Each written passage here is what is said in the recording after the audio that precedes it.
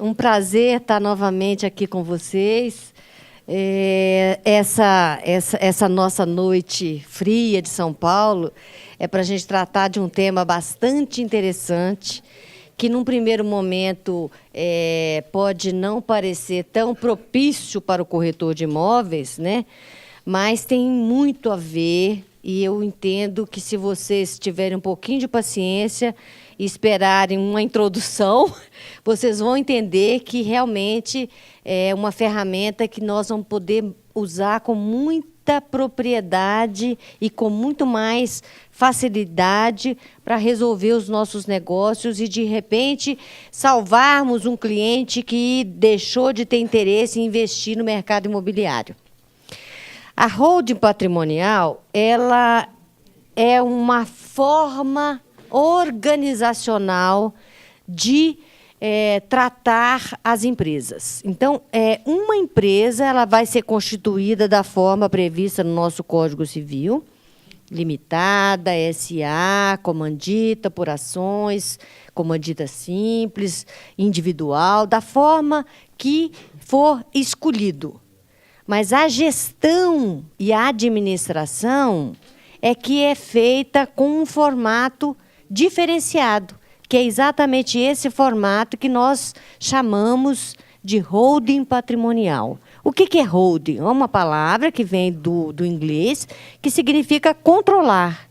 Então, a holding patrimonial é exatamente uma gestão de um patrimônio através de um controlador. Quem seria esse controlador? Se nós vamos nos ater à holding familiar, esse controlador seria o pai e a mãe. Então, hoje nós vamos falar de o patrimônio de uma família num formato de gestão diferenciado que propicia a essa família mais segurança, mais conforto e mais tranquilidade para tratar desse patrimônio no dia a dia. Então, eu trago para vocês um pouquinho do que seja isso, a holding patrimonial.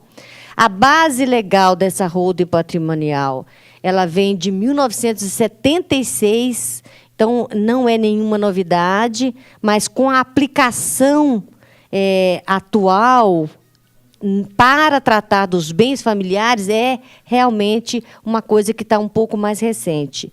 Nós estamos falando aí nos últimos 17 anos, muitas e muitas famílias no Brasil adotaram uma gestão nesse formato de holding patrimonial. E vocês vão entender como é interessante, como é proveitoso esse tipo de gestão. Quantos benefícios a gente pode obter desse tipo de gestão? Aqui eu coloco, então, essa base legal para quem quiser pesquisar um pouco mais, está toda aqui. Então, a criação dessa holding é através de um contrato social. Então, todo o patrimônio de uma família poderá, se for essa a opção, que cada caso é um caso, poderá ser revertido para a constituição de uma empresa. Todo o patrimônio. O patrimônio significa móveis, imóveis, outros bens, tipo títulos, joias, enfim. Essa empresa ela será constituída com os recursos dessa família. Então, alguns terrenos, casas, o que a família tiver, ela pode, se essa for uma opção, vocês vão entender até que ponto isso seria uma opção interessante.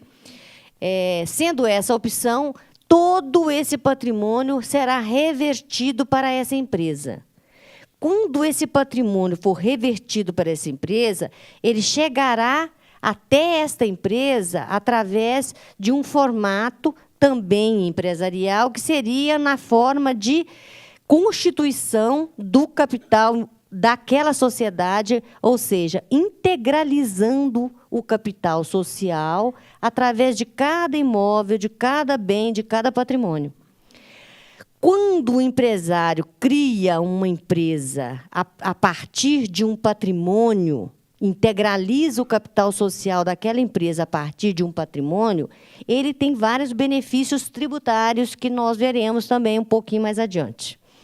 Então, o objeto dessa sociedade seria um objeto de uma holding familiar. A sociedade como um objeto social de administrar os bens móveis e imóveis próprios, o controle, a participação e administração em outras sociedades. Por quê? Porque a holding, eu costumo dizer, ela pode ser um guarda-chuva em que fique pendurado nesse guarda-chuva várias empresas que eu também tenha na minha família. Então, além de gerir o patrimônio individual de cada um, eu poderia também gerir as empresas que a família tenha.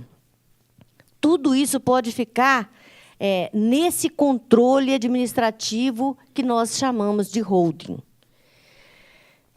As espécies de holding são duas. A holding pura e simples é aquela em que é constituída de bens imóveis e que a receita daquela empresa advém dos bens imóveis que estão sendo alugados, arrendados, de alguma forma, gerando resultados para aquela família. Então, quando eu constituo uma empresa através do patrimônio de uma família, o dono o chefe daquela família passa a ser o gestor que, através de uma holding, vai promover a locação dos imóveis, vai promover reforma e venda de bens, vai comprar imóveis, não mais em nome próprio, em nome da empresa que foi constituída para esse fim. E é muito interessante essa constituição. Vamos ver as vantagens de se constituir uma holding. A holding, além de ser pura e simples, que seria o caso de uma holding mais comum, familiar, a holding também pode ser uma holding mista, que, além de participar de outras empresas, também explora uma atividade industrial. Constrói e aluga, constrói e vende. Tá? A holding, então, qual que é o objetivo de uma holding? Administrar o patrimônio, regular o controle e o exercício pelo fundador. Quem é o fundador? É o pai. O pai que está constituindo uma holding vai ser o gestor daquela empresa e permitir que, através dessa integralização do capital social, eu possa incorporar todos esses bens móveis e imóveis nessa empresa e possa, com isso, ter menos riscos desse meu patrimônio ser alcançado de alguma forma, que a gente sabe que hoje, no Brasil, várias e várias são as formas de se alcançar o patrimônio de alguém. Né? Ações trabalhistas, ações fiscais, indenizações por responsabilidade civil, enfim, consumidor, né? Vários podem ser os percalços de uma família num determinado momento da vida que pode sucumbir em relação a alguma ação que possa vir de encontro ao patrimônio dessa família. E quando eu coloco todo esse patrimônio debaixo de um CNPJ, eu começo a ter alguns benefícios, porque no Brasil nós temos uma legislação que ampara, que facilita e que promove o CNPJ. Ele não ampara, não facilita e nem promove o CPF de ninguém. Né? As pessoas, através do seu CPF, se forem até um banco, elas não vão conseguir uma taxa de financiamento que seja interessante para investir no mercado. Muito mais interessante quando ela vai ao banco atrás de um CNPJ. Um CNPJ facilita e tem vários estímulos nesse nosso Brasil. O primeiro estímulo, eu constituo uma empresa através da integralização do capital social de todo o patrimônio que eu tenho no meu CPF pessoa física, transfiro todo esse patrimônio para a pessoa jurídica, constituo essa empresa, que nós estamos chamando de holding familiar, e, ao fazer essa transferência de patrimônio, eu não tenho nenhum custo. Não existe incidência de TBI, Não existe incidência de doação, não existe incidência de qualquer tributo. Eu simplesmente faço a constituição dessa empresa nova com esses imóveis e faço um registro no cartório em que esses imóveis passaram a constituir o capital integralizado da empresa X que eu tenho, né, que eu constituí. Então, o primeiro momento já é interessante porque eu constituo uma empresa e não tenho custos ao integralizar esse capital social. Nós vamos chegar. Na venda tem, mas é muito menor do que pessoa física. Quando eu faço essa integralização, que eu vou até um banco, por exemplo, buscar recursos para fazer uma reforma, uma ampliação ou para aumentar o meu patrimônio, eu consigo também nesse banco uma taxa muito menor. Por quê? Porque eu sou agora um CNPJ, uma pessoa jurídica e que estou tratando dos interesses de uma família e, por acaso, naquela família tem bens móveis, imóveis e, às vezes, até empresa. Então, se eu tenho uma imobiliária ou se eu tenho uma empresa de administração, eu poderia também colocar abaixo dessa gestão constituída como holding. O que seria vantajoso? Aqui eu trago para vocês um exemplo bastante interessante que faz com que a gente comece a despertar sobre essa forma de explorar e de conservar e de manter e de fazer crescer o nosso patrimônio.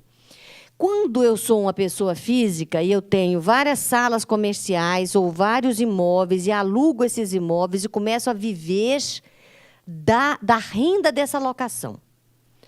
Então, eu tenho várias salas comerciais, por exemplo. Então, pensa no seu cliente que compra vários imóveis para garantir a sua aposentadoria. É uma renda que esse cliente seu tem. Ele compra várias salas, por exemplo. Cada sala ele aluga e, ao final, ele consegue ter uma receita de R$20 mil. Quando ele vai apurar essa receita e começar a pagar os impostos referentes a essa receita, ele vai pagar 27,5% de imposto de renda. Por quê? Porque passou todos aqueles limites, né, que a Receita Federal estipula, chegou num valor em que a alíquota é de 27,5%. Nesses 27,5%, ele está recolhendo, a título de imposto de renda, R$ 4.807. Esse 692 aí não tem nada, não estou entendendo o que é isso, não tem nada a ver. O redutor, o redutor, verdade, menos os 692 do redutor. Deu esses R$ 4.800. Deu R$ 4.800. Aí, na pessoa jurídica, eu tenho a mesma receita, R$20 mil. Quando eu tenho a mesma receita na pessoa jurídica, eu faço o cálculo desse imposto tão somente sobre uma base de cálculo que é menor. Eu não faço o cálculo do imposto de renda sobre 100% da minha base, do meu faturamento. Eu faço sobre 32% daquela receita. Então, eu vou aplicar o imposto de renda não em cima de R$20 mil. Eu vou aplicar o imposto de renda em cima de 32% de R$20 mil. Quando eu faço esse cálculo, eu já reduzo essa base e o imposto que eu vou recolher não deixa de ser R$ 4.807 e passa a ser um imposto de R$ 960, mais a contribuição social sobre o lucro, porque agora é uma empresa, mais o PIS, mais COFINS, eu tenho lá uma despesa de R$ 2.266. Então, quando eu faço esse paralelo, nessa receita, eu já começo a perceber que esse é um ponto muito interessante financeiramente. Por quê? Aquele cliente que, de repente, comprava salas comerciais para investimento e, de repente, ele passa a não ter mais o interesse para adquirir novas salas comerciais. Por quê? Porque ele está pagando um absurdo de imposto de renda e o que sobra, e depois ele tem que refazer e retocar o imóvel, etc., etc., ele desestimula. Se ele se ele constitui uma holding familiar, ele pode muito bem ter uma receita em que a despesa dele seja muito menor. Sendo muito menor, ele tem muito mais condição de concorrer no mercado. Ou ele pode oferecer o produto dele mais barato, ou ele pode fazer uma redução de gastos e ter um lucro muito maior do que o concorrente, do que o vizinho, do que o outro que não faz esse tipo de tratamento administrativo. A gente vai fazer intervenção agora ou nós deixamos para o final? Então, podemos ir conversando à medida do... Não, só um minuto.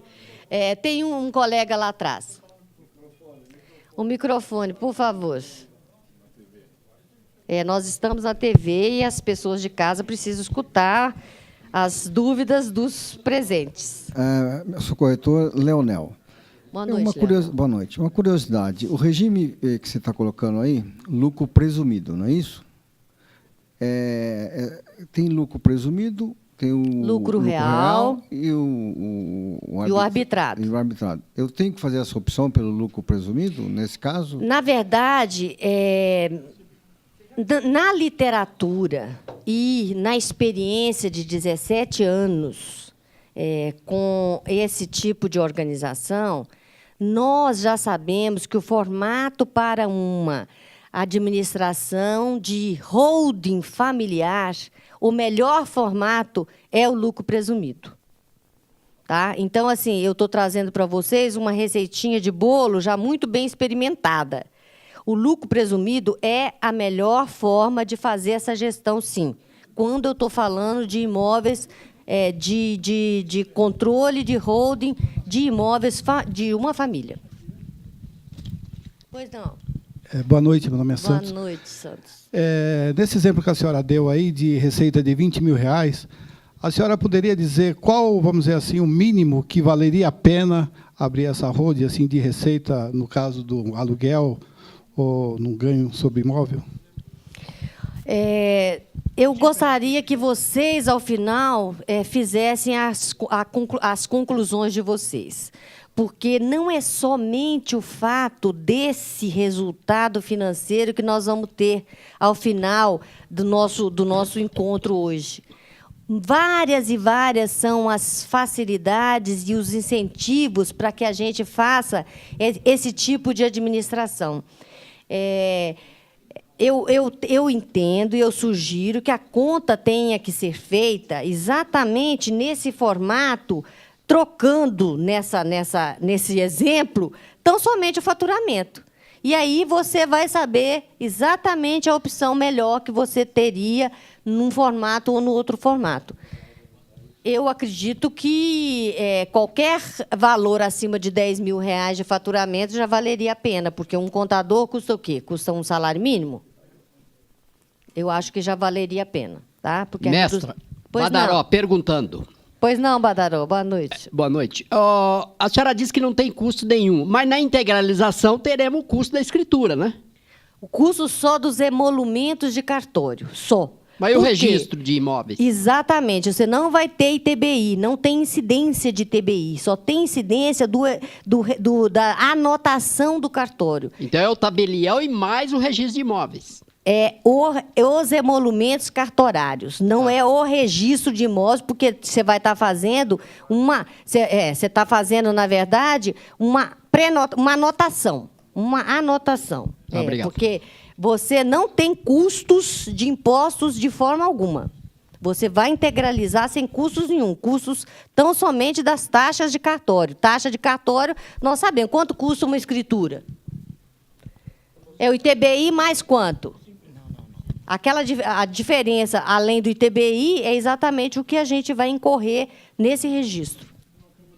Doutora, boa noite. Boa noite. Na verdade, não é uma pergunta. Eu quero pedir licença aqui para o nosso líder, a delegada. Eu sei que os colegas adoram fazer perguntas, assim como eu.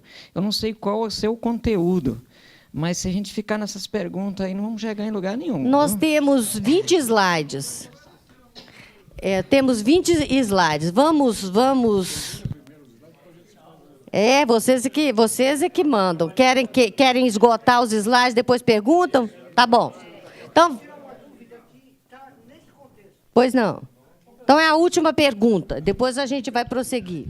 Boa noite. Boa noite. Por favor, não é um pouco falacioso fazer essa comparação de tributação neste momento, por quanto eu tenho depois, sendo uma holding, eu tenho várias pessoas envolvidas na formatação dessa holding, e eu tenho distribuição de lucro. Na distribuição de lucro, eu tenho tributação sobre essa distribuição de lucro. Não existe tributação na distribuição de lucro, meus senhores. Só um minutinho. Quando eu recebo qualquer dividendo, qualquer lucro, qualquer valor apurado por qualquer atividade ilícita, eu tenho que declarar renda... Pessoa física. Exatamente, pessoa física. Então, eu, como pessoa física, se eu constituir a holding por uma proteção familiar, por uma redução tributária... Você não é mais pessoa física, você é pessoa jurídica.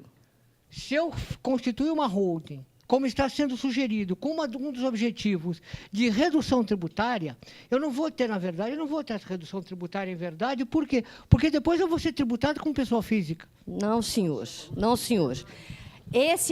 Vou aproveitar o gancho e vou adiantar um slide que nós vamos ver mais adiante. É exatamente o contrário do que o senhor acabou de dizer.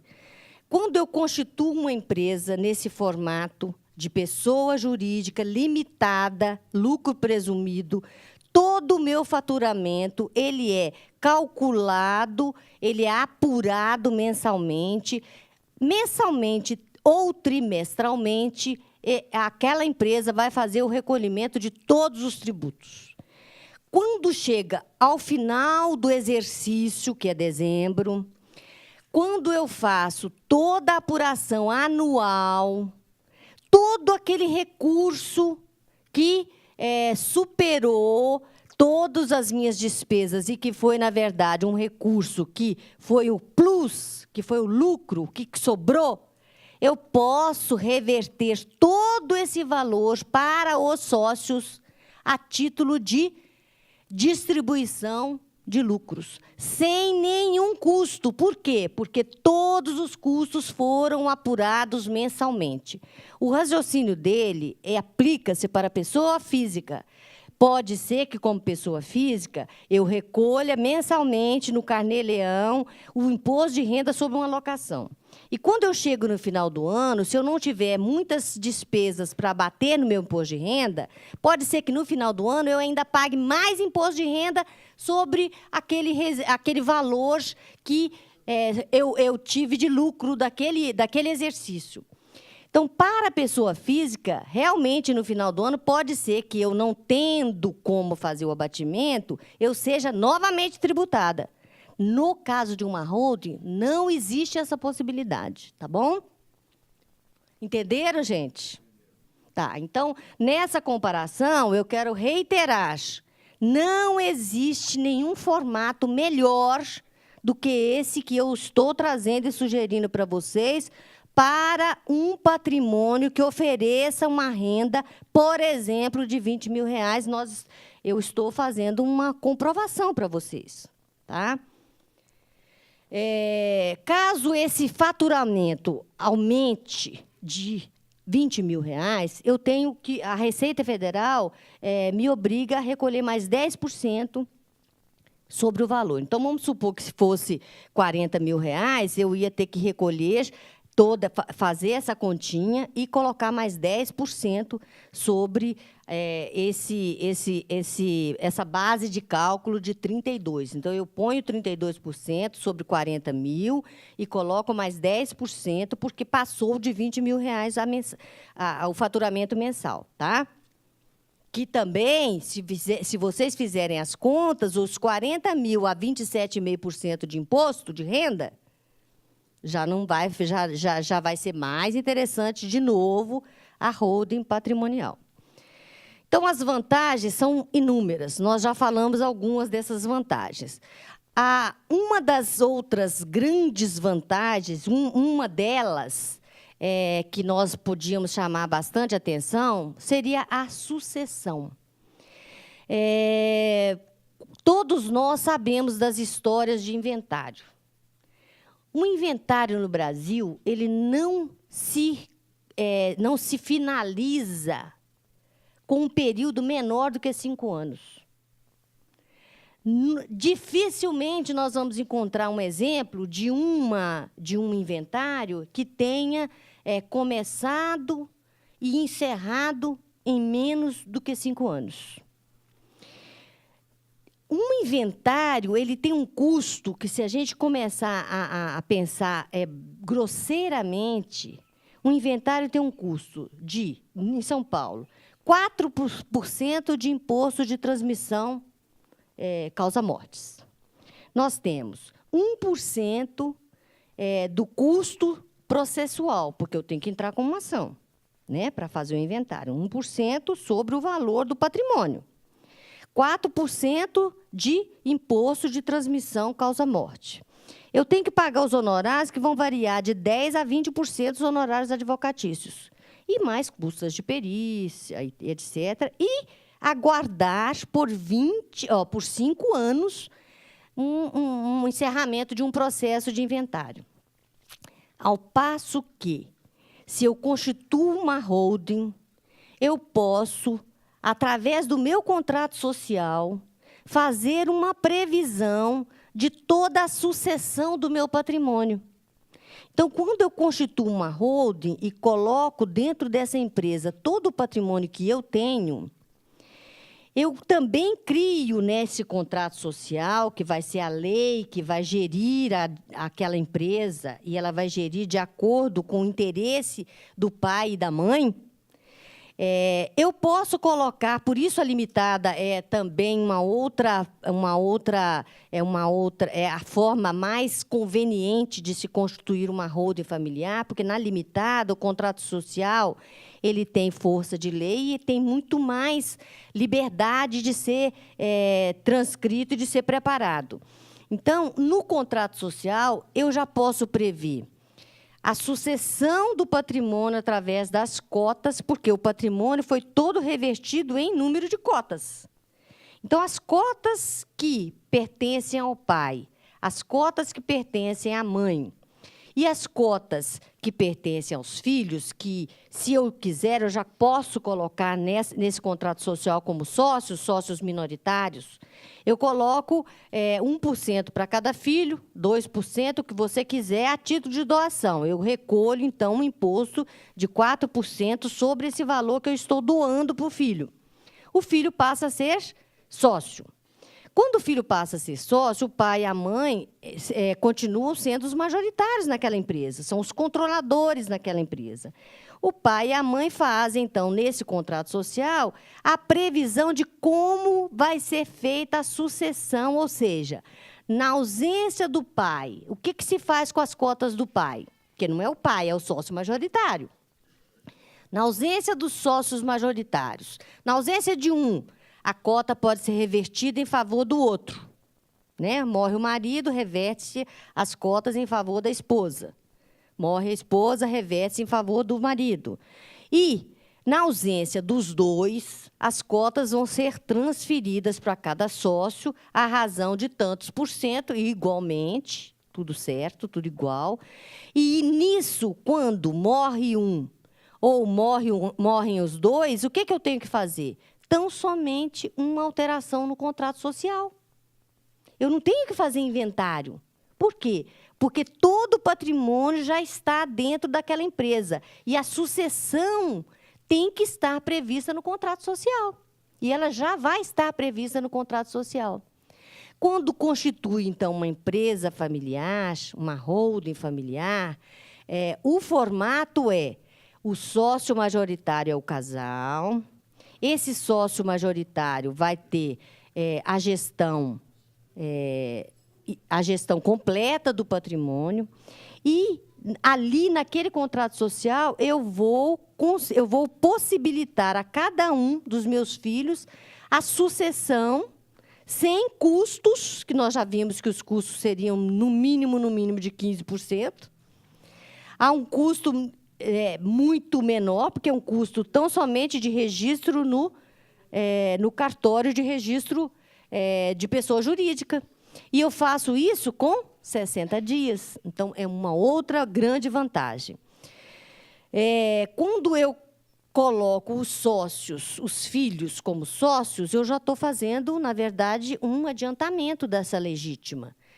O que eu não devo fazer? Eu não devo colocar cotas diferentes para filhos, porque pode dar um problema mais adiante, jurídico, de que eu estou, na verdade, privilegiando um em detrimento do outro. Então, como todo aquele patrimônio é um patrimônio de família, essa distribuição ela precisa ser igual para que a gente não tenha problemas futuros.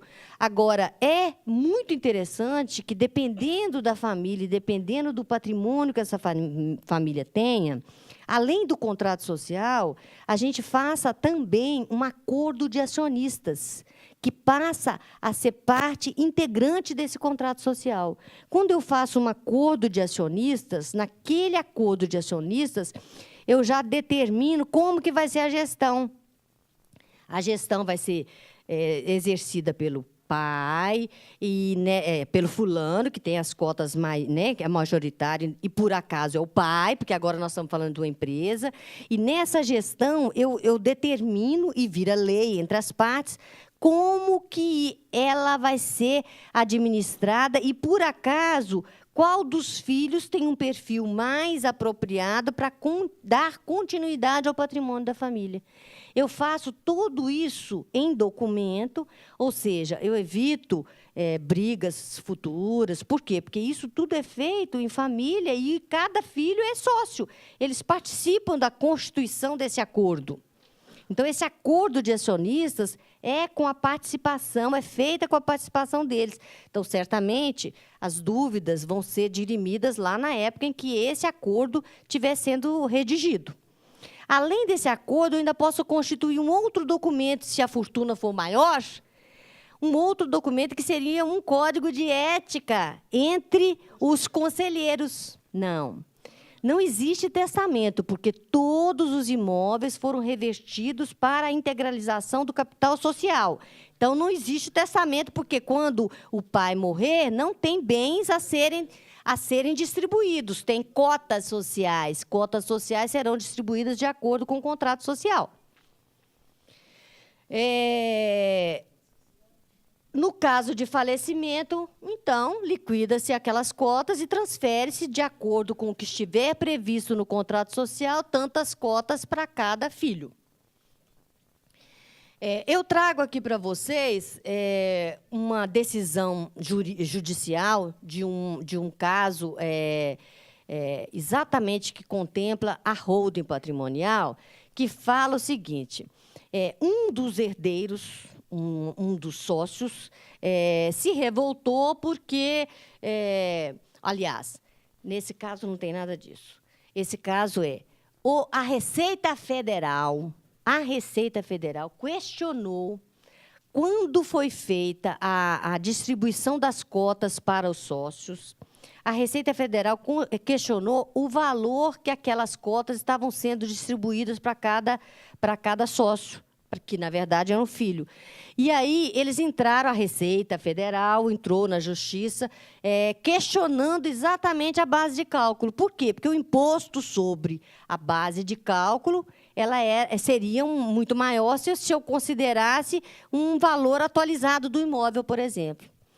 E a Justiça determinou, nesse caso, que o que é representativo numa pessoa jurídica é o valor histórico, contábil registrado daquele patrimônio.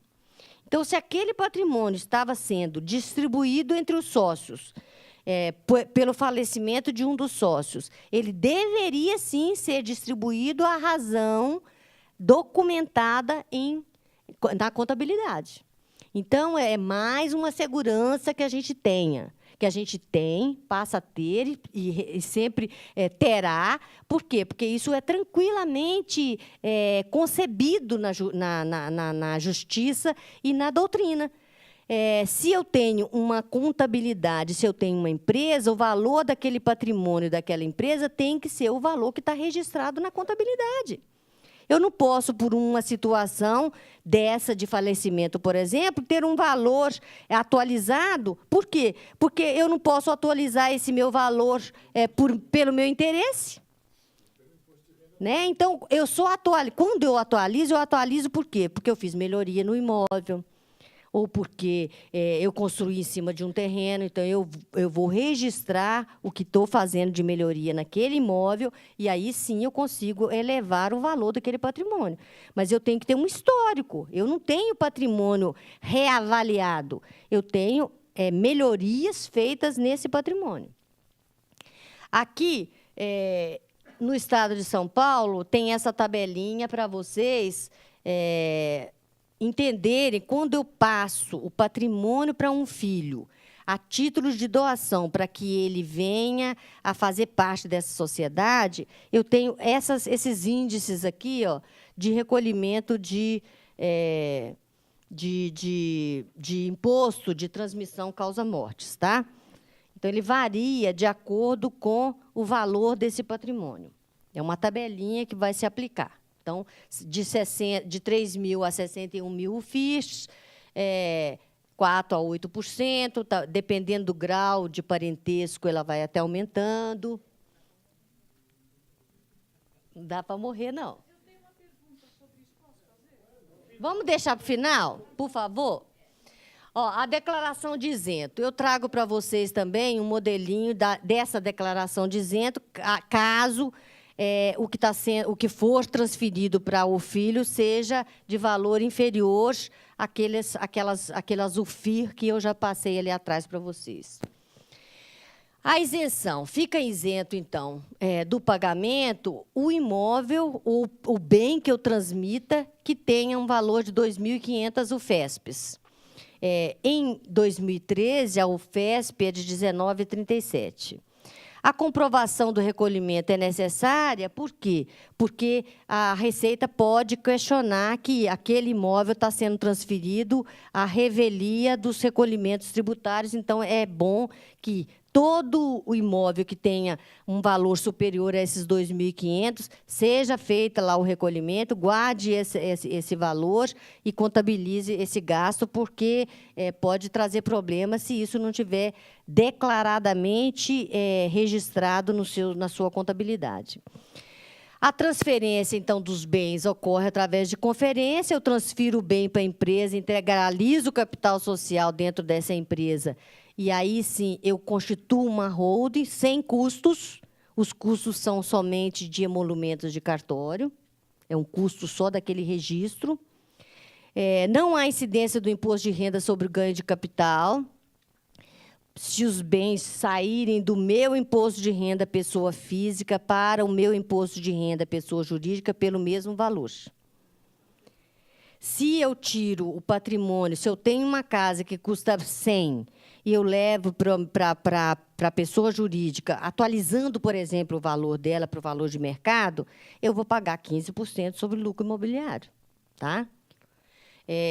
Não há incidência do ITBI. Por quê? Porque a legislação no Brasil incentiva que a empresa seja constituída e que, para a constituição de uma empresa, integralizando o capital social, não existe ITBI, a incidência do ITBI, assim como não existe a incidência do ITBI na cisão, fusão, nenhuma dessas formas não vai ter esse imposto a ser recolhido.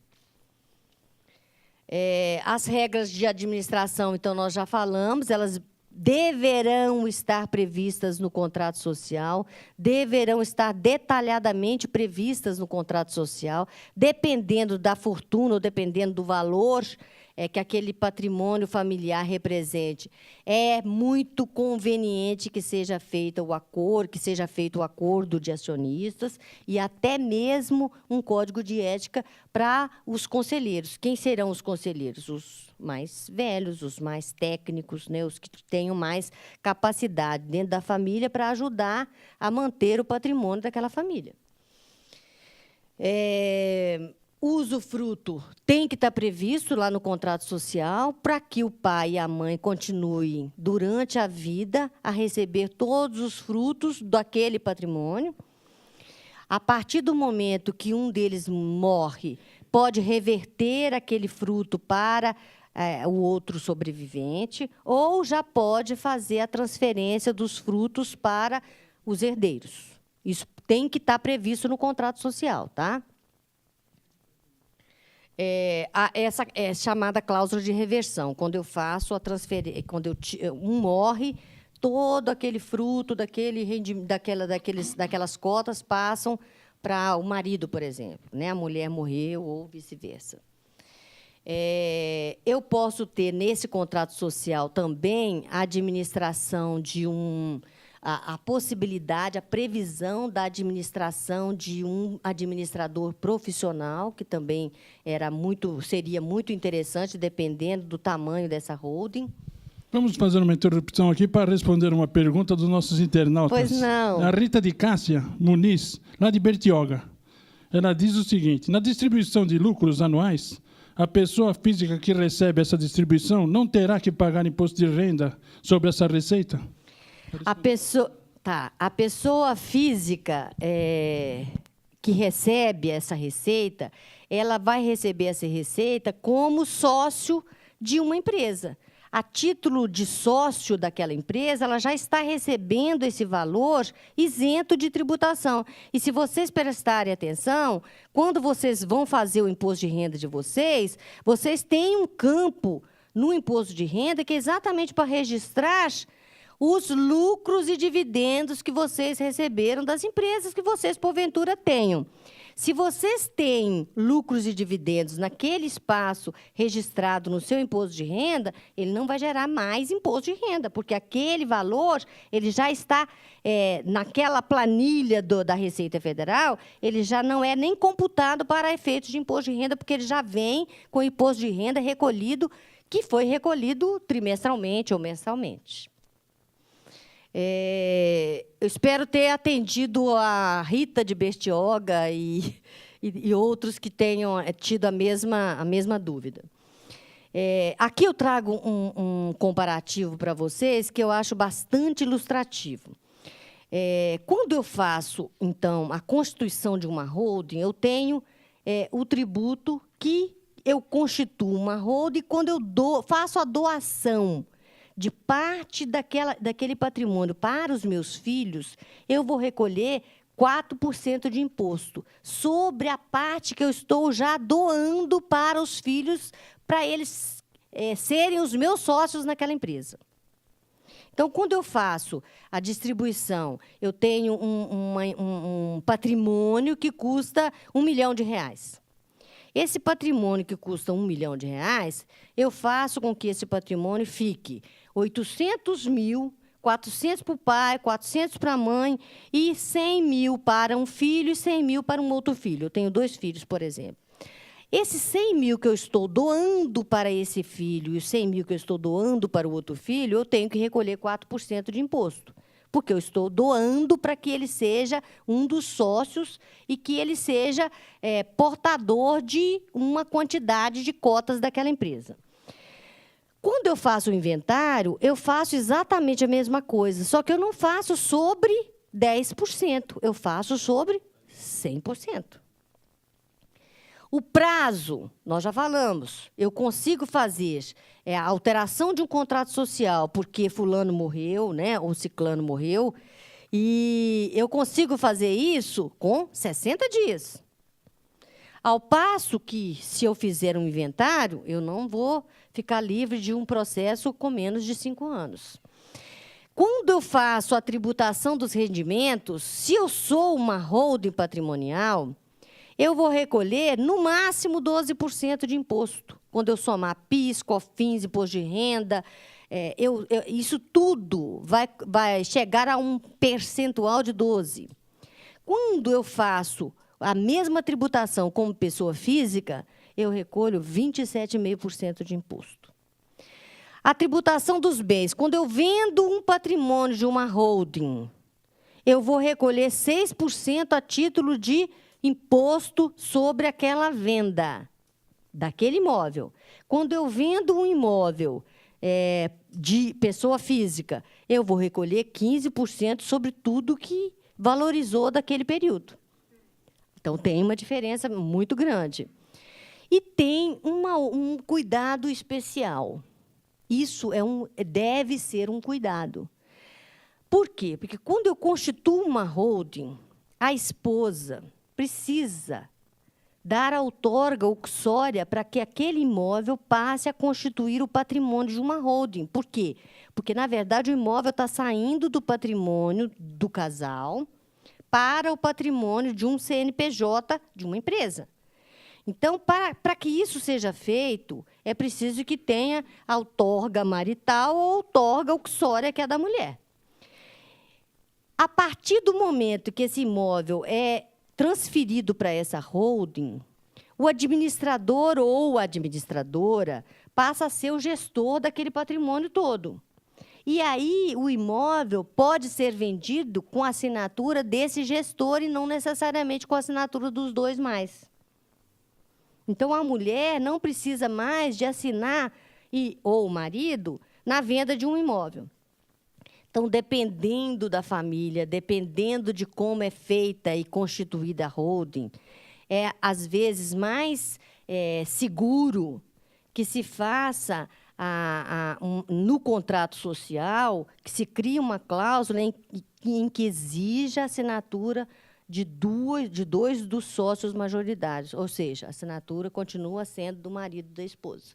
Se não tiver uma cláusula dessa no contrato social, o marido pode fazer o que bem entender com o patrimônio todo, ou vice-versa. A proteção do patrimônio pessoal, quando eu sou dona de um imóvel e eu tenho um problema porque eu sou diretora de uma empresa. Quando eu sou diretora de uma empresa, se tem um processo ou fiscal ou trabalhista, o diretor daquela empresa pode ser alcançado, não pode? A Receita Federal, né? Trabalhista pode estar muito bem batendo na porta do diretor. Isso a gente tem muitos e muitos casos de diretores que ficam com problemas mesmo trabalhistas e fiscais por conta de uma empresa. Quando eu constituo uma holding, eu posso ser diretora de qualquer empresa. Por quê? Porque o patrimônio que eu tenho está todo protegido nesse formato de administração. Se eu for citada ou se eu for alcançada, tanto por determinação trabalhista ou por uma ação de execução fiscal, por exemplo, o meu patrimônio pessoal é zero. O que é o meu patrimônio pessoal? É o que eu recebo de dividendos daquela empresa. O que eu tenho, na verdade? Eu tenho cotas. O máximo que pode acontecer é que eu tenha as minhas cotas penhoradas. Mas, no contrato social, normalmente, se as minhas cotas forem penhoradas, por causa de um processo externo, por exemplo, os outros sócios vão necessariamente comprar essa cota. Por quê? Porque não existe, dentro de um contrato social de holding familiar, a possibilidade da entrada de terceiros. Então, eu vou ter que converter aquele valor, aquelas cotas, em valor histórico, porque é o valor contábil, e eu só respondo, no máximo, pelas cotas sociais que eu tenha. E eu só respondo por essas cotas sociais e só pago também de acordo com o que esteja previsto dentro do contrato social. Porque no contrato social também tem que estar previsto que, se houver a necessidade de liquidação de cotas, ou de venda de cotas, ou de transferência de cotas, tem que estar prevista a forma dessa venda ou dessa transferência. Normalmente, a venda ela é prevista para ser paga em 5 anos. Então, eu tenho 5.000 cotas. Se eu for penhorado, se as minhas 5.000 cotas forem penhoradas, eu vou pagar de acordo com o que prevê o meu contrato social. Eu pago em 5 anos. Certo? O que é importante? É importante prestar muita atenção quando se constitui uma holding. Então, fazendo as continhas e entendendo que é oportuno constituir-se uma holding, é importante que ela seja constituída no momento de saúde econômica da família. Não é possível e é muito arriscado que uma holding seja constituída com uma vida pregressa com problemas jurídicos, por exemplo, com ações judiciais. Por quê? Porque pode caracterizar fraude contra credores. Então, qual o melhor momento? O melhor momento é aquele em que eu não tenha problemas mesmo. E qual é esse momento? É o momento que eu não tenha que eu não esteja respondendo nenhum processo, eu não tenho nenhum risco de protesto, ou não tenha protesto efetivamente no meu nome. Esse é o momento. Qualquer momento diferente desse, que não seja tão seguro, pode, sim, gerar problemas, e, inclusive, até de desconstituir uma empresa. Tá? O sócio, então, em condição de risco, se tem algum sócio que, de repente, entra numa condição de risco, que a família deve fazer? Deve, imediatamente, reduzir a participação desse sócio. Então, se o sócio é dono de 100 cotas e ele começa a entrar em uma situação de risco, o risco é iminente, não é um risco efetivo, é um risco que está por vir. De repente, está com uma situação realmente num posto de comando que tenha essa dificuldade, né? Que tenha essa possibilidade de haver ações judiciais contra ele. Então, o que é interessante nesse momento é que se faça a diminuição das cotas daquele sócio que esteja nessa situação de risco.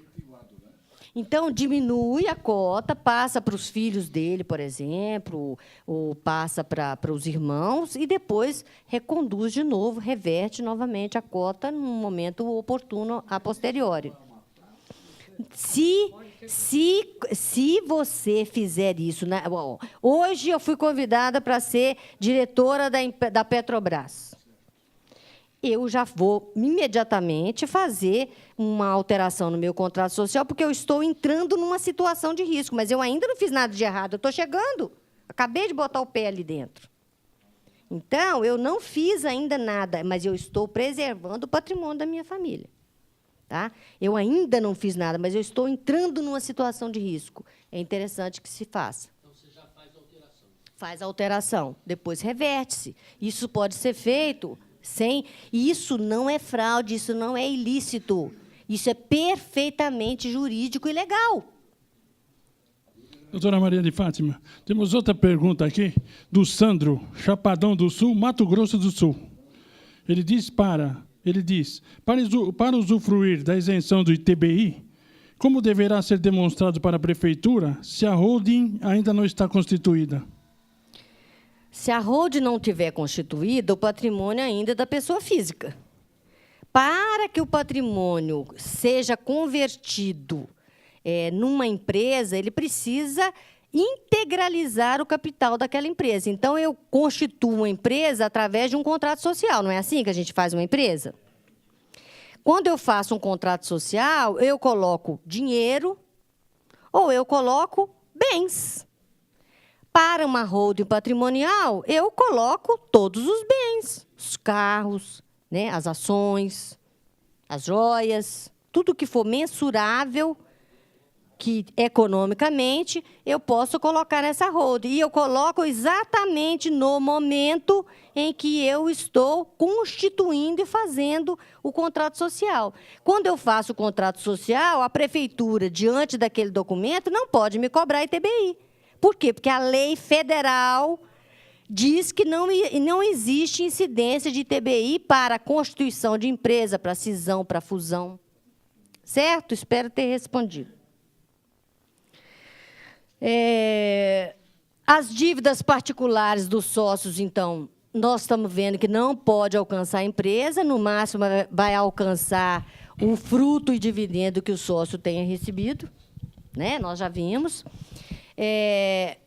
Eu trago esse artigo 1026 do Código Civil, que fala o seguinte: o credor particular do sócio pode, na insuficiência de outros bens do devedor, fazer recair a execução sobre o que a este couber nos lucros da sociedade ou na parte que lhe tocar em liquidação. Então, alcança tão somente as cotas que forem daquele devedor. Se a sociedade não estiver dissolvida, ela está atuante, pode o credor requerer a liquidação daquelas cotas que são daquele devedor, cujo valor apurado na forma do artigo 1031, porque vai ter que respeitar o contrato social, será depositado em dinheiro no juízo da execução até 90 dias após aquela liquidação. Então, se no meu contrato social eu falo que eu tenho que pagar em 5 anos, na situação de insuficiência, na verdade, a insuficiência do devedor é praticamente a figura similar da falência da empresa. Então, a insuficiência do devedor é bem próximo dessa situação. É uma analogia para a pessoa física. Essa situação, eu tenho que fazer o depósito em 90 dias. Mas, no meu contrato social, fala que eu tenho que fazer em 5 anos. Então, eu vou ter um custo, porque a empresa vai ter que fazer o pagamento em 60 dias, eu vou ter um custo no adiantamento desse capital, que vai, ao final, reduzir as minhas cotas em função desse dinheiro que precisa vir num tempo menor. Todo o prejuízo, ou toda a despesa que o sócio gere por risco, precisa ser abatido nas cotas que aquele sócio tenha dentro da holding familiar. A não ser que ele tenha como fazer o pagamento dos próprios lucros e dividendos que ele tenha recebido e guardado. Tá? Senão, ele vai ter um abatimento nas cotas sociais que a ele pertence. Doutora Maria de Fátima, temos mais 2 aqui perguntas. Pois não. O neto de Presidente Prudente. Ele quer saber qual o capital mínimo para montar uma holding. E a Rita de Cássia Muniz, de novo, de Bertioga. Felipe, Samuel. A Rita de Cássia Muniz, de Bertioga, diz: tem mais uma dúvida. É possível que um dos sócios, um dos filhos, solicite o desligamento desta empresa e a sua parte em dinheiro, mesmo antes do falecimento do gestor ou da gestora? A primeira pergunta me ajuda. Hã? O valor do capital social. Tá. Qual o valor do capital social para se constituir uma empresa? É o valor do patrimônio que eu tenha. Então, se eu tenho, por exemplo, um patrimônio de 1 milhão, eu vou constituir uma empresa que tenha um capital social de 1 milhão. Se eu tenho um patrimônio de 500 mil, eu vou constituir uma empresa com patrimônio de 500 mil. Se eu fizer as continhas, eu só passo a não ter interesse em constituir uma holding se eu estiver ganhando menos de 4 mil reais. Porque se eu estiver ganhando um pouco mais de 5 mil reais, quando eu faço o paralelo entre os impostos pessoa física e impostos pessoa jurídica, eu já começo a entender que a diferença já vale a pena. Então, cada um tem que fazer os seus cálculos, tá? A segunda pergunta.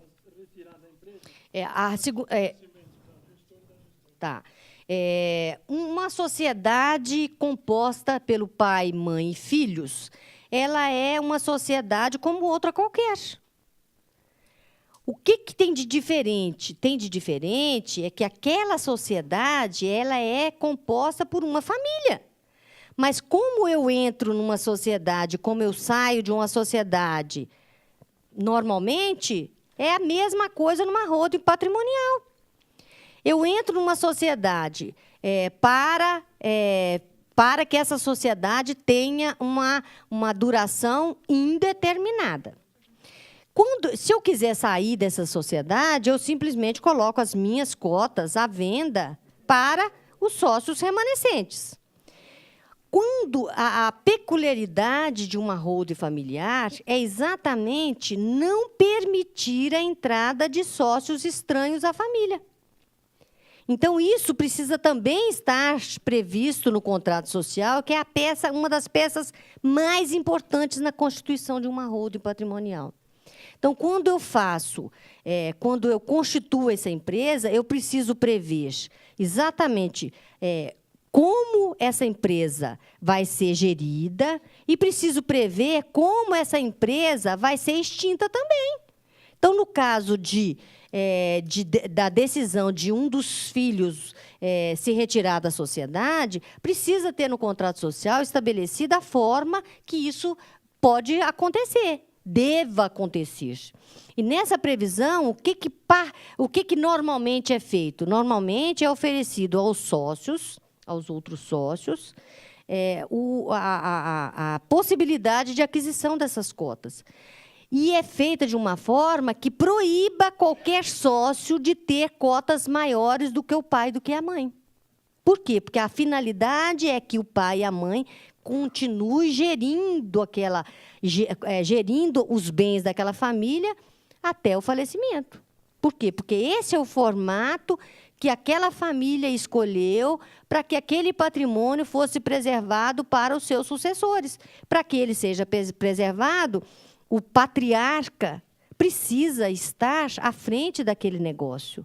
Então, as cotas elas poderão ser divididas entre todos os sócios, desde que os sócios não passem a ter uma quantidade de cotas que seja superior à do patriarca. A falência das outras sociedades, como eu falei para vocês, a holding, a gente pode imaginar um guarda-chuva. A falência de alguma dessas empresas que esteja sob esse guarda-chuva, ela não contamina a holding. Por quê? Porque a holding, qual que seria o risco de uma holding? Qual seria o risco de uma holding? A holding, vamos pensar numa holding pura, aquela que é constituída só com o patrimônio do casal. Qual seria o risco de que esse patrimônio seja alcançado por problemas trabalhistas ou fiscais? Praticamente zero. Por quê?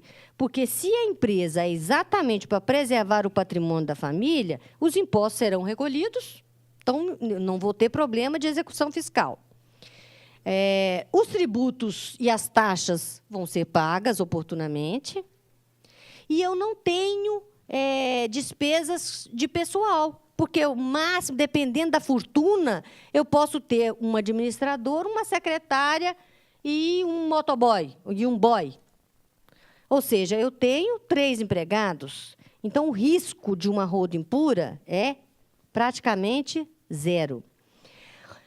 As empresas que tiverem sob esse guarda-chuva, cada empresa tem que responder por seu capital integralizado. Cada sócio responde por seu capital, pelo seu capital, pelas suas cotas, não é isso? Quando que uma sociedade pode ser... quando a personalidade jurídica pode ser desconstituída para alcançar os bens do sócio? Somente em 3 situações, apesar de que no Brasil, na Justiça do Trabalho e nem na Justiça Fiscal, isso tem sido abusadamente descumprido e não observado. Mas a lei ela diz exatamente isso. O sócio só pode ser alcançado. A sociedade deve ser desconsiderada e o sócio alcançado se ele fez uma gestão fraudulenta, se ele não observou o contrato social ou se ele agiu em desconformidade com a lei. Só nesses 3 casos. Em nenhum outro caso, o patrimônio do sócio poderia ser alcançado. Ele teria que ter agido fraudulentamente, ele teria que ter descumprido o contrato social, ou ele teria que ter não observado a legislação para aquela empresa. Não sendo nessas situações, ele não poderia ser alcançado. Tá? Então, tem uma defesa bastante firme para que seja feita numa situação em que haja desconsideração da personalidade jurídica sem que tenha havido uma dessas 3 situações. Então, eu já falei do risco à extinção. Do mesmo jeito que eu faço uma holding, eu extingo uma holding. Então, eu faço uma holding para que ela tenha uma vida por prazo indeterminado. Uma empresa ela é constituída para ela ter uma vida por prazo indeterminado, porque uma empresa é constituída para viver, para durar perenemente, não é isso? Então, se ao final de algum tempo não mais seja interessante para aquela família, por alguma alteração na legislação tributária, seja por algum motivo particular, porque, atualmente, nenhum motivo tributário e financeiro vai ser responsável pela extinção de uma holding, que nós já vimos, mas, por alguma situação futura que seja necessária a extinção de uma holding, como que ela será feita? Ela será feita através da apuração daquelas cotas. As cotas sociais serão devolvidas para cada sócio à razão do seu valor contábil. O caixa será devolvido à razão da participação de cada sócio e ponto final. Todo esse imóvel voltará para a família sem a incidência do ITBI, porque, da mesma forma que ele foi, ele pode voltar sem a incidência do ITBI. Ele pode voltar para a família na Constituição, na forma que foi constituída para que essa empresa fosse criada.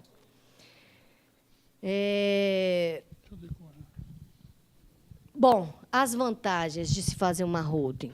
Eu sou suspeita, mas eu acredito realmente que é o melhor formato de gestão patrimonial. E acredito mais ainda que, para o corretor de imóveis que tenha cliente, que seja investidor e que viva de receita de locação, por exemplo, esse é um formato para que você mantenha o seu investidor comprando mais imóveis, investindo mais nesse formato de aposentar-se através dos rendimentos da locação dos imóveis, né? Imóvel é um bem de raiz, e garante ainda a sucessão e a preservação desse patrimônio para os filhos. Então, não vejo nenhum outro formato mais inteligente hoje para que a gente organize a nossa vida e que a gente sugira para os nossos amigos que tenham um patrimônio, que ele preserve esse patrimônio. Esse é realmente um formato muito interessante. Alguém está querendo... Então, tem mais uma aqui. E tem mais um colega nosso lá no fundo. Ok. O André, ele pergunta, pode-se atualizar o valor dos imóveis da holding através de um pedido oficial de avaliador e perito imobiliário? E, se é possível, de quanto em quanto tempo pode-se fazer isso? Não fala de onde é. O André, que a gente ainda não sabe de onde, o André desse nosso Brasil. André, você pode, como qualquer pessoa física também pode, reavaliar o seu patrimônio. O único problema é que, como pessoa física, eu posso reavaliar, eu posso fazer melhoria, e eu posso fazer melhoria na minha casa, e minha casa passa a valer mais 200 mil. Quando eu faço isso, e faço isso escalonadamente no meu imposto de renda pessoa física, pode ser que eu consiga fazer isso em alguns anos e nem tenha que incorrer em pagamento de imposto. Porque, de repente, ele pode cair na faixa que eu já estou sendo obrigada a pagar, não é verdade?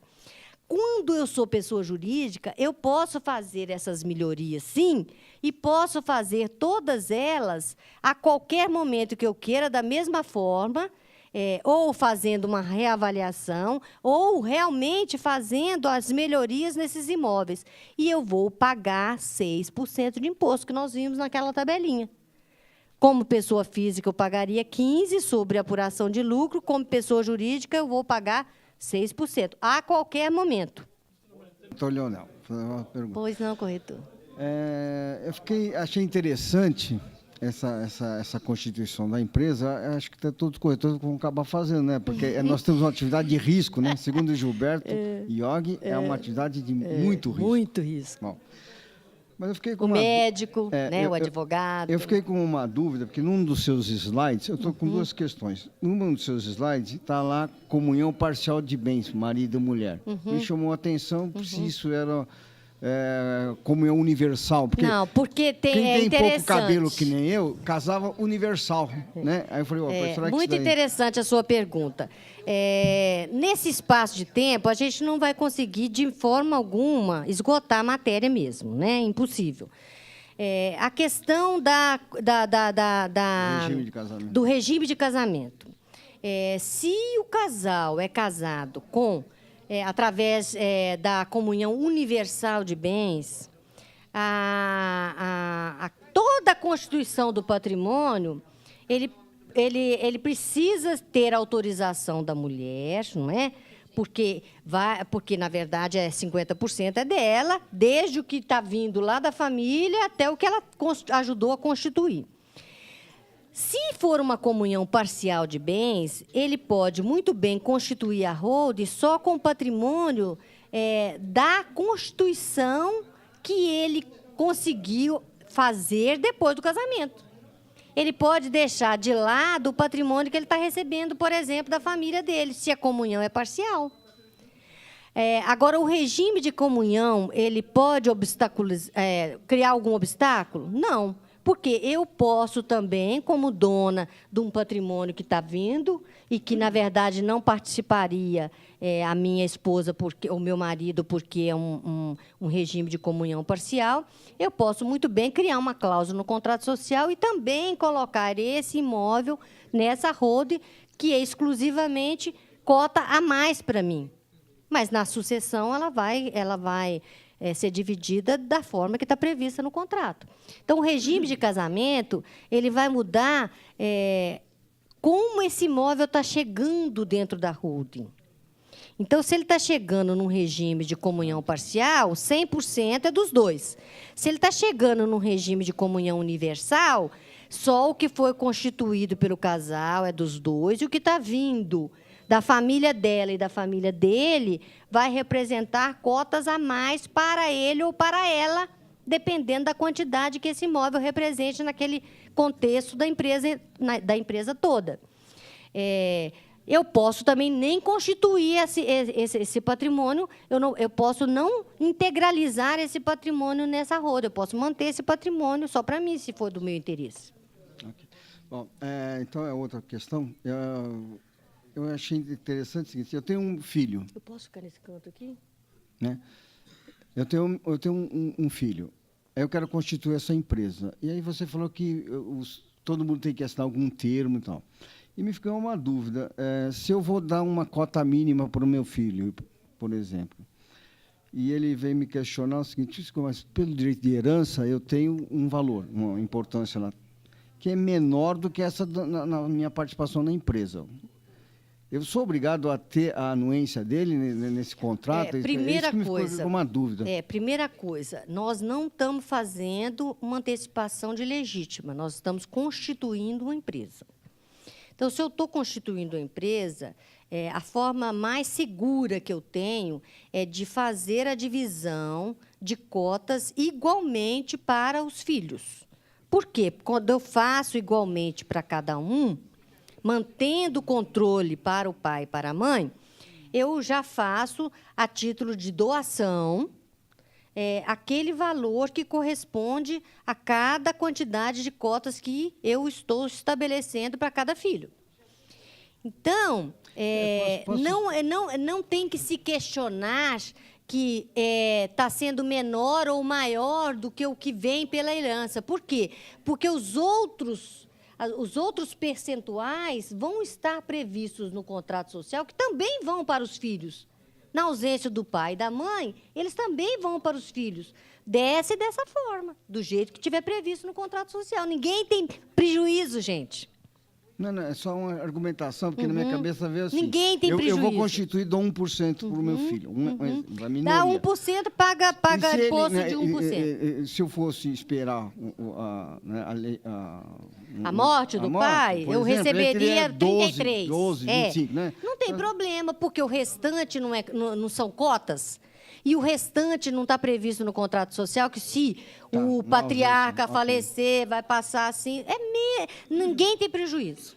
É que a sua palestra foi tão interessante que... Não, mas eu fico feliz de vocês estarem participando e perguntando.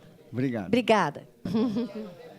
É o seguinte, é um caso difícil para eu resolver, mas para a senhora é um assopro só. Uma firma constituída bem rica, com renda bem astronômica. E o que acontece? Os diretores e familiares dessas diretorias, acontece que tem um disparate enorme entre o titular e o de sócio menor. É possível ou não, ajuntar todo o ordem dos familiares, dos diretores que fazem parte dessa sociedade? Olha, o formato que nós trouxemos hoje para vocês é um formato de uma holding familiar. Certo.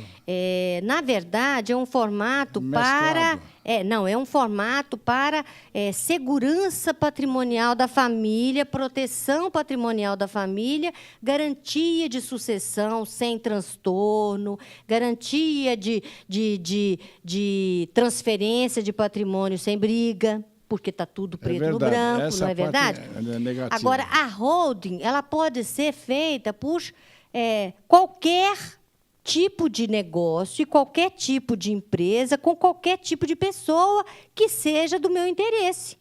Eu tenho uma livraria e, de repente, eu quero comprar uma banca, um monte de banca. Aí, de repente, eu quero comprar a gráfica, porque eu quero produzir o meu livro, não é? Então, eu posso constituir várias e várias empresas que estejam debaixo desse guarda-chuva, mas que a gestão seja feita através de uma holding. Olha, o Banco Real, quando o Banco Real foi vendido, ele foi vendido por uma holding. O Banco Real era patrimônio de uma família. Só que aquele patrimônio do Banco Real, o dono do Banco Real, a família dona do Banco Real, ela tinha uma holding. Dentro dessa holding, ela tinha o Banco Real e mais um monte de patrimônio. E mais um monte de sócios. É o primeiro exemplo espetacular que nós temos em relação à holding. Quando o Banco Real foi vendido, os sócios minoritários entraram na justiça, requerendo a anulação daquela venda. Por quê? Porque eles se sentiram lesados. A primeira decisão judicial que eu me lembro, para exemplificar para vocês aqui hoje, de força, é exatamente essa decisão, em que o tribunal entendeu que o gestor, a figura do gestor da holding, aquela figura é competente para fazer os negócios daquela empresa. e que aquele negócio daquela empresa não poderia ser desfeito, por quê? Porque não acarretou prejuízo para ninguém. Porque o dono, que tinha maioria de cotas, ele tinha realmente a capacidade e a competência e a autorização, através do contrato deles, né, que ele poderia fazer os negócios, e ele fez e foi confirmado. Então, isso foi até uma decisão que assegurou os duvidosos em constituir uma holding. Então, hoje, a maioria das fortunas do Brasil são fortunas que são geridas por holding. Agora, o que eu quero deixar claro para vocês é o seguinte: é uma ferramenta que não é só para o rico. Ela é uma ferramenta que ela é um planejamento tributário que pode ser utilizado por qualquer cidadão, por qualquer família. Basta fazer aquela continha e ver, e consultar se vai valer a pena ou não. Porque o custo, qual o custo que você teria para manter uma holding? Seria o custo de uma contabilidade. Porque, como patriarca, você não pode continuar gerindo todo o seu patrimônio, você, sua esposa, seus filhos? Então, qual seria o custo? Seria o custo de um contador.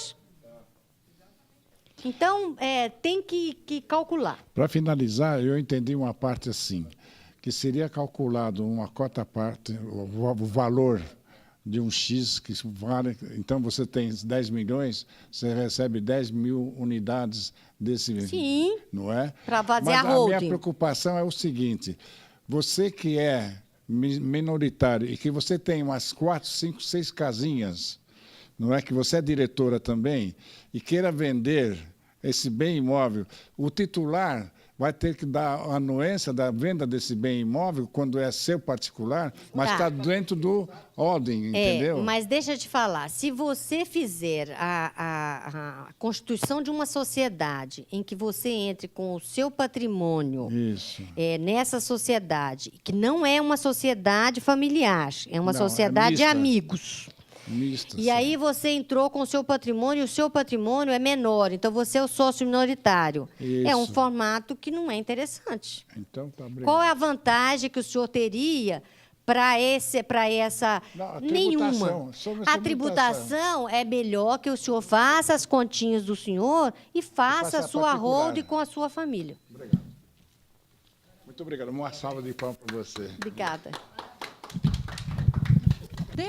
Boa noite. Boa noite. Nesse guarda-chuva, você falou que a gente pode inserir algumas atividades da família. Uhum. Então, digamos que um é consultor imobiliário, o outro é um contador, o outro vende consultoria. Uhum. O imposto que incide sempre vai ser 6 ou para cada atividade tem a Depende da tributação? forma que você constituir essa organização. Se você constitui essa organização através de um que presta consultoria, ele tem um CNPJ? Não, então, eu não entendi. Tá. Eu entendi o guarda-chuva. Então, se ele tiver um CNPJ e o outro que tem uma imobiliária, o outro CNPJ, juntam-se os CNPJs da família. Seria um consultor e um único CNPJ. Qualquer empresa. A família tem 4 empresas. Ela pode muito bem colocar todas essas empresas nesse guarda-chuva e mais o patrimônio imobiliário, de automóvel, de móveis e imóveis, nessa empresa. Sim. Então, essas empresas aqui embaixo, elas serão CNPJs e cada uma responderá pela sua obrigação isoladamente. Tá, então, a tributação vai depender de cada atividade. De cada atividade. Entendi. O resultado dessas atividades é que vão gerar um patrimônio, uma receita, que aí sim essa receita vai para uma holding. Sim. E nessa holding é que você vai receber de volta todos os lucros e dividendos sem imposto. Então, numa situação assim, é preciso fazer um estudo mais detalhado para saber se vale a pena manter aquele CNPJ aqui embaixo ou se vale a pena encerrar aquela empresa e jogar a empresa no CNPJ da controladora. Sim, porque no caso de uma dessas empresas, eu, inclusive, que eu presto serviço para uma outra empresa na área de tecnologia, cada nota que eu emito, eu pago, dependendo da escala, 9, 10, 8, 6, né? Então, quer dizer, de repente, pode-se pensar, planejando no futuro, de fechar e, sei lá, não... Tá, mas aí eu teria que entender... mas aí a holding seria uma holding mista. Uma holding mista significa que a receita dela está vindo de fontes diversas, não só imobiliária. Isso. Então, ela vai ter receita que, de repente, vai ter uma incidência diferente. Então, se o seu trabalho é um trabalho de consultoria e é tão específico, a holding não pode responder por esse trabalho, porque esse trabalho é um trabalho técnico. Ele só pode ser desenvolvido por aquela pessoa que tem aquela habilidade técnica. Pode manter separado, então. Então, deve manter separado. Por quê? Porque você já pagou todos os impostos nesse formato. Né? Certo. O formato, na produção dessa riqueza que você está desenvolvendo através do seu trabalho, é que você adquiriu algum patrimônio, e aí sim você pode assegurar e segurar esse patrimônio através de uma holding. Mas o faturamento desse exercício da sua profissão não seria interessante, não seria nem possível não é o caso. De que a holding desenvolva, não porque adequado, um serviço técnico pessoal. Sim, entendi. Você falou, e eu achei muito bacana desde o começo, que tem que se respeitar os gestores, e até para uma proteção, e é humano e é em todos os sentidos, eu acho que é correto. A gente percebe agora, você falando, que tem famílias que os filhos criam esse sistema para realmente se beneficiar na área da tributação, onde os pais são meros, estão presentes, mas não têm nem a participação na gestão, apenas por uma questão de constituição. Como é que se protege isso? Isso é normal? Então, acontece mesmo? É muito interessante, porque vai estar tudo previsto dentro do contrato social. E o mais interessante, quando a holding é constituída com os filhos, é que a gente pode criar, dentro desse contrato social, cláusula de incomunicabilidade, toda forma de assegurar que esse patrimônio fique para o filho e os descendentes do filho. Então, nem nora, nem genro, ninguém participaria. Sim, mas, às vezes, nem os próprios pais, nem os gestores, isso que eu falei na estranho, verdade, né? Os gestores... Infelizmente, a gente sabe na verdade, os donos do patrimônio, ou eles estão recebendo usufruto daquele patrimônio todo, ou eles participam do conselho da empresa. O que eles não podem é ficar desprotegidos, porque a empresa ela só pode ser constituída de uma forma em que eu, que estou integralizando todo o meu patrimônio naquela empresa, obtenha recursos para que eu sobreviva. Eu não posso ficar numa situação de insolvência. Eu não posso criar nenhum negócio em que eu fique insolvente. Por quê? Porque pode ser fraude contra credores, por exemplo. Sim. Obrigada. De nada. Eu não vou... Não tem mais. Eu não vou fazer pergunta, eu vou fazer uma súplica. Não demore muito para nos visitar de novo. Muito obrigada.